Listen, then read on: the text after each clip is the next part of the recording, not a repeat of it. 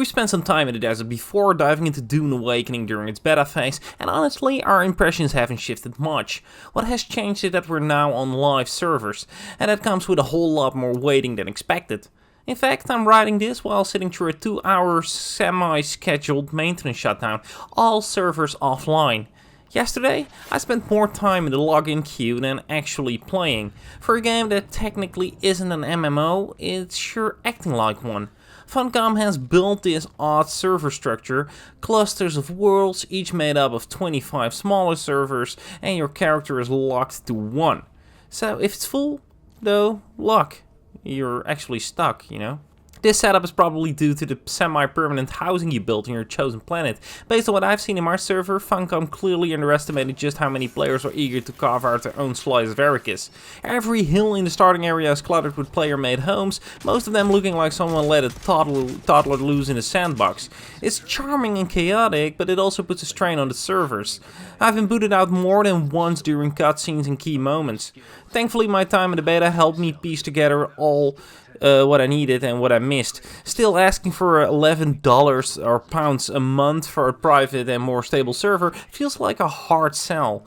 This needs fixing, and fast. Now, if you're battling graphical glitches, skip the panic and try an old school trick. I kept my FPS at 120, boom, no more issues. Hot patching? Nah, turns out the basics still work. It's a bit strange to see a modern engine stumble like this, but at least the visual hiccups from the beta are gone now. Here's the thing, the scale of the world is impressive, but it kind of breaks the fantasy that you're the lone survivor on a secret mission. You know, you're not. There are plenty of us out here, and while that doesn't kill the atmosphere completely, the stiff animations certainly don't help. Enemy and player movement often feels like something out of 2012.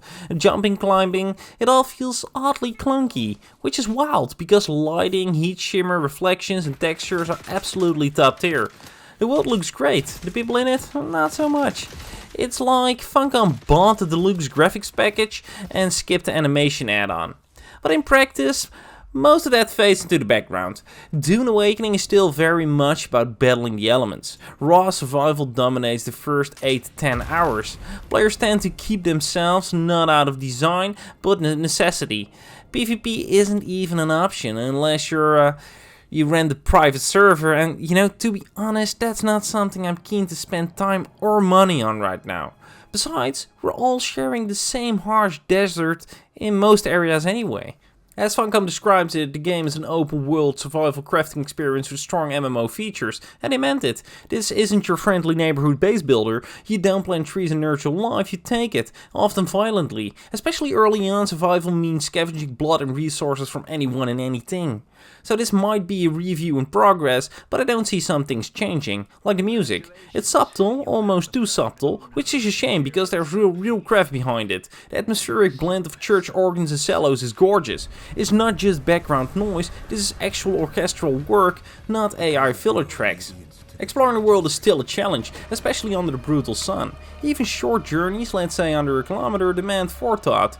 You have to map out routes carefully. Where's the best passage through the cliffs to avoid getting stranded in the open sand? Where are those decayed plants to drink from, since water's always in short supply? And why the hell is the part I need for my rifle on the far side of the map? All that said, I'm enjoying it, and to Funcom's credit, they're responding quickly with patches and updates, so props where props are due. If I had to score today based on what's here right now at least, I'd give it a solid 7 or 8 out of 10. Let's say 7.5 out of 10. It's a bold blend of crafting, survival and MMO systems.